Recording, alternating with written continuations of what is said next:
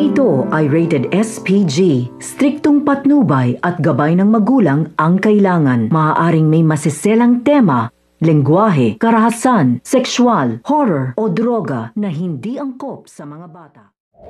Nagpatuloy na nga ang laban nila Lynette at Moira sa magaganap na pictorial at sa pangyayaring ito ay magugulat si Moira sa babanggitin ni Chang Susan sa kanya na hindi pa sila makakauwi sa kadahilan ng si Lynette nga ang napili para sa digital magazine. Dahil dito galit na galit si Moira dahil sa inggit at pagpapanalo nagtatangkang agawin ang pictorial na ito sa kanya. Subalit ang naging resulta ay si Lynette nga ang napili. May posibilidad nga na pagkatapos ng magazine ay makita nga ni Doc Tanyag at pwedeng unti-unti na niyang maalala itong si Doc Tanyag sa mga ginawa sa kanya ni Moira.